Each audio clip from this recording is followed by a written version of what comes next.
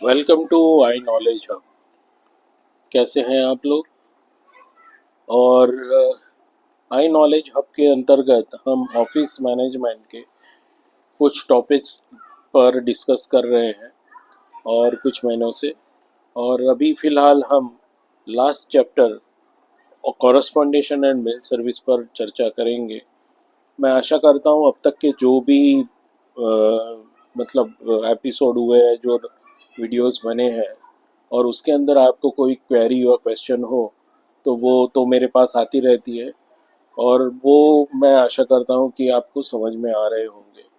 So we can so start a new chapter, correspondence and mail services.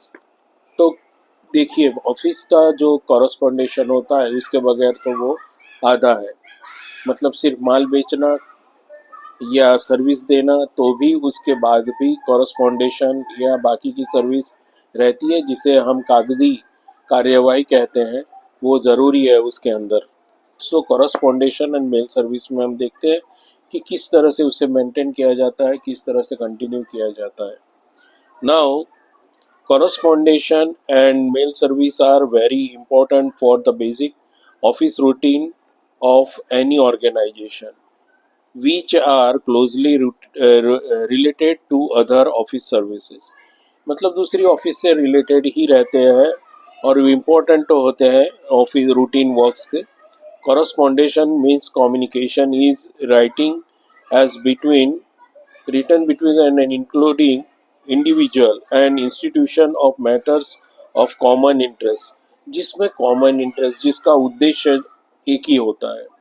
जैसे मैं माल बेच रहा हूँ तो सामने वाले माल से उसी बीच में, मतलब उसी माध्यम को, वो माध्यम को रखते हुए दोनों कंपनियों के बीच में कम्युनिकेशन होता रहता है। तो कॉमन उद्देश्य होता है every business house has to keep in constant touch with the investor, suppliers, customer, branch and department is different part of the city, country or even the world। देखिए कि जो कंपनी होती है तो एवरी सप्लायर्स, कस्टमर, आप माल खरीदते हो तो आपको उसी माल की मतलब उसी इसके रिलेटेड आप बात करोगे। ब्रांच है तो ये ब्रांच, आपकी अगर ब्रांच है तो ब्रांच में भी आपकी प्रोडक्ट या सर्विस के बारे में बात करोगे। डिपार्टमेंट होगा तो डिफरेंट पार्ट के लिए वो डिपार्टमेंट होगा, अलग अलग कंट्री में होगा, सिटीज़ में होगा, तो भी इस तरह से कॉरस्पॉन्डेशन उनके काम के रिलेटेड चलती रहती है, जिसका उद्देश्य एक ही होता है।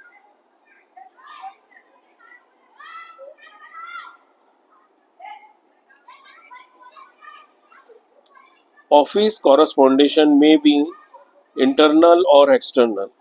Internal correspondence refers to correspondence between the two individuals, department or branch of the same office.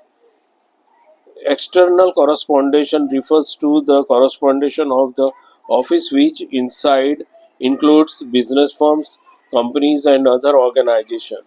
Office correspondence may be further classification as follow। ठीक है, तो ऑफिस कॉरस्पॉन्डेशन में भी इंक्लूड इंटरनल और एक्सटर्नल।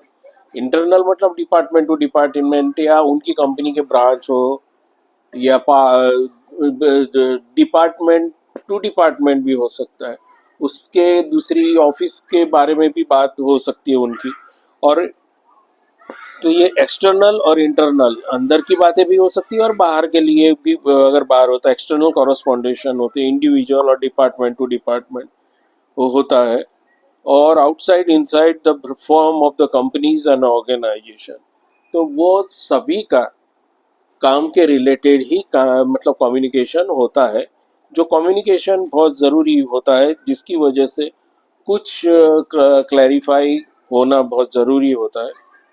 समझो कि हमने कुछ ऑर्डर कर दिया, मतलब कोई एक ही मॉडल है और उस मॉडल के हमने 10 पीस मंगवाए, पर अनफॉर्चुनेटली 2 पीस अलग प्राइस क्या है, तो हम चौंक जाते हैं, हम अगर एज अ डीलर रहे। तो हम बोलते हैं कि कोई बात नहीं, अगली बार हम कंपनसेट कर देंगे। या समझो कि उनके पास 10 के बजाय 8 ही पीस है, तो 8 भेजते हैं। तो 8 भेजने के बाद भी उसको कॉरस्पॉन्डेशन तो करना पड़ेगा ना कि भाई for some circumstances we are not be able to send, I am we are not be able to satisfy your order. So कहने का मतलब है कि इस तरह से कुछ भी सिचुएशन आती है तो कॉरस्पॉन्डेशन शुरू होता है, यानी वार्तालाप जिसे बोलते हैं जो रिटर्न में है। नाउ उसको क्लासिफाई करते हैं, कॉरस्पॉन्डेशन को किस तरह से क्लासिफाइड होता है। तो उसके अंदर देखेंगे कॉरस्पॉन्डेशन classify.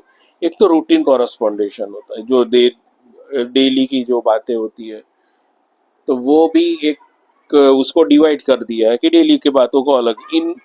includes correspondence of on routine matter like inquiry, acknowledgement, replace order, letter, appointment letter etcetera. तो ये सब जो बातें होती है, इंक्वायरी करना, मैं सिंपली कोई आदमी लेटर आया, कोई अनजान इंसान से, समझो कोई डीलरशिप चाहता है, उसने एक रैंडमली लेटर लिखा इंक्वायरी के लिए कि भाई मैं इंटरेस्टेड हूँ, I am ready to invest so and so money and I like your product so and so, and I am ready to invest in your company.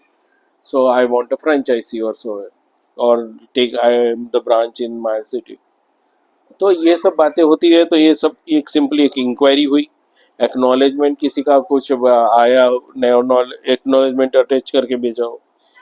Replacement हो कि भाई ये माल सही नहीं आया, या हमारी बात फाइनल हो चुकी है, या भाई सॉरी हमारे से गलती हो गई, या आप कस्टमर अगर सेटिस्फाई नहीं है, then on that time also हम क्या करते हैं कि कस्टमर खराब होना नहीं चाहिए।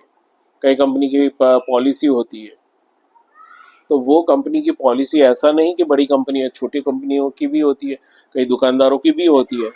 अभी मुझे एक ऐसा अनुभव हुआ कि मैं जहाँ से कपड़े लाता हूँ, तो वी स्टार्टेड फ्रॉम, मतलब 2-3 साल से हम लोग जहाँ से कपड़े ला रहे हैं, जिस जगह से मुझे पसंद भी आए, हमारी डील हर 6 महीने में या होती ही रहती है, सब किसी न किसी के कपड़े लाने। तो कहने का मतलब है कि कुछ ना कुछ प्रॉब्लम आती है, कहीं फिटिंग में प्रॉब्लम आई, कभी कुछ आया, कभी। तो उन्होंने ऐसा कभी भी नहीं बोला कि मैं मॉर्निंग में नहीं रिप्लेस करके दूंगा, आप एनी टाइम आपकी कन्वीनियंस के हिसाब से आओ और कभी भी आकर बदल कर जाओ, ठीक है। तो कहने का मतलब है कि वो एक ओपन माइंड होती है जिससे कस्टमर को बांधा जाता है।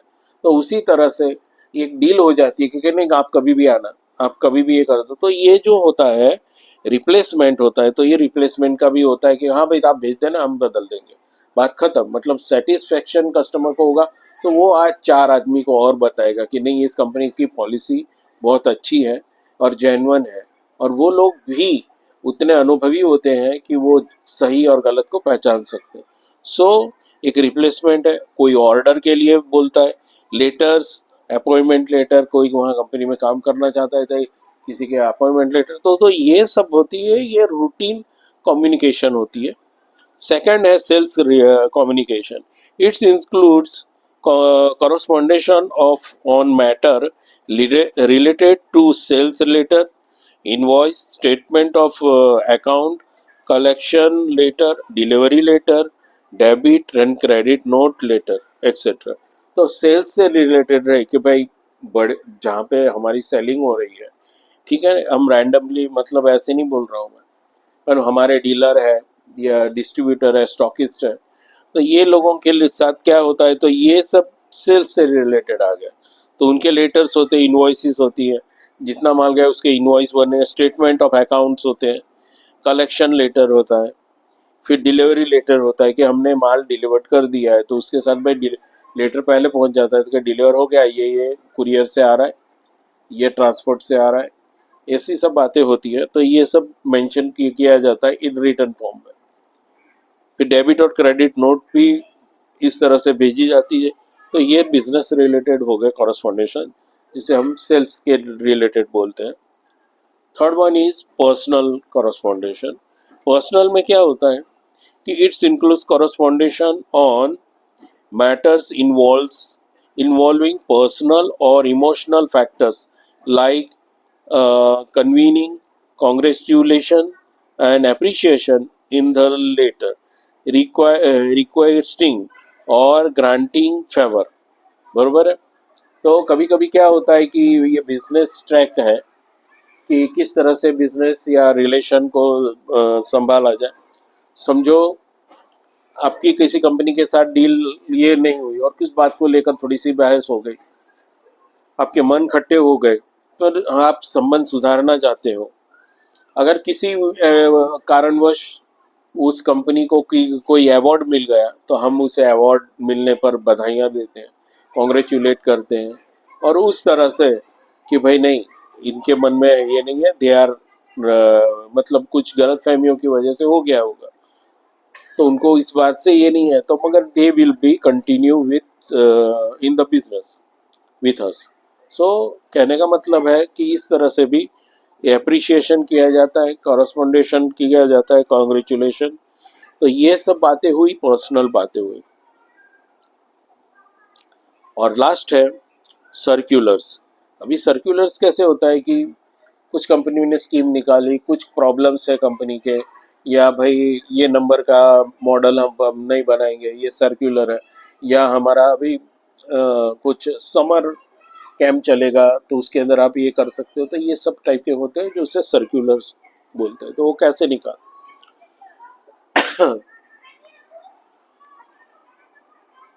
circular and notes etc. are intending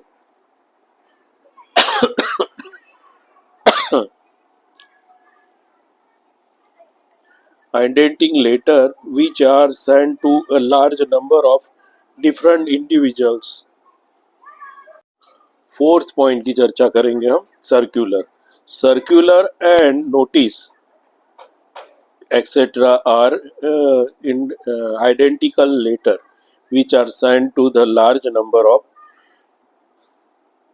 different individuals, department of business firms. There are matter like change of address. कभी कभी चेंज करने, एड्रेस चेंज का भी होता है कि ऑफिस छोटी पड़ी या कुछ लोकेशन में चेंजेस करना चाहते हैं, तो वो मतलब उस change of address, change of phone number, the opening of new branch, कहीं नई ब्रांच खोली हो तो उसके बारे में, the individual of a new product line कोई नई शुरू की हो उसके बारे में, notice to shareholders regarding declaration of the dividend meeting, dividend declare कर रहे हैं या मीटिंग्स हैं.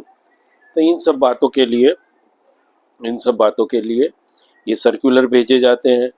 फ़ोन नंबर चेंज हुआ है, एड्रेस चेंज हुआ है, समझो कंपनी को ऑफिस छोटी पड़ रही है, नई ऑफिस बन रही थी, तो बनने के बाद, ओपनिंग होने के बाद, तो वो इस तरह से वो सर्कुलर से बता देते हैं कि इसमें हमारे ये चेंजेस है.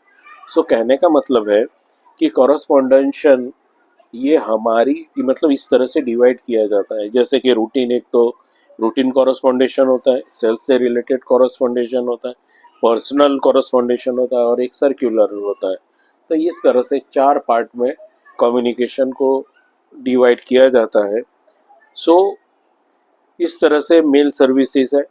देखिए इस चैप्टर के अंदर जो इसमें ऊपर से ही आपको समझाया जा रहा है, पर पर्टिकुलरली किसी भी कंपनी में आप अगर काम करते हो तो उसके अंदर वो आपको वर्क एक्सपीरियंस से आता है और डिपार्टमेंटल आता है. हम यहाँ पे उसकी सिर्फ आपको ये गाइडलाइन दे रहे हैं कि जिसकी वजह से आप एक मैप मिलता है जिसके अंदर आप समझ पाते हो कि इसे जनरली किस तरह से डिवाइड किया जा सकता है. ठीक है, जैसे कि एक की ज़मीन के बारे में बात करें तो समझो कि डेजर्ट है, तो डेजर्ट में आपको मालूम है कि डेजर्ट में चलो पानी नहीं मिलता, तो ना उसे वहाँ रास्ता है, तो आपको इस बारे में इतना पता होता है. फिर जहाँ पहाड़ियाँ हैं तो आप पहाड़ियों के समझ जाते हो कि वहाँ पे रास्ता मुश्किल है, वहाँ पे किस तरह के रास्ते होंगे. तो ये एक आपको जस्ट एक गाइडलाइन देता है. तो उसी तरह से ये जो चैप्टर है इसके अंदर फिर ऊपर से ही आपको काफ़ी कुछ समझ में आ जाएगा। ठीक है, तो ये चैप्टर हम सॉरी, ये बाकी के जो पॉइंट्स हैं ये अगले वीडियो के अंदर हम बता देंगे कि उसके अंदर फॉर्म लेटर कैसे होता है, टाइप ऑफ सर्विस कैसी होती है, फिर stenography service, mail services, handling incoming letter कैसे, आउटडोर में मेल्स कैसे होते हैं, और अभी जो हम कर रहे हैं mail internet services, mail services, उसकी वैल्यू वो क्या है, इसके अंदर हम समझ जाएं। सो ये आपको आई वी होप आपको समझ में आ गया होगा ये वीडियो, और आपके कोई भी क्वेरी और क्वेश्चन हो तो आप मुझे ज़रूर भेजिए। I will try to solve it. ठीक है, बाय, गुड बाय।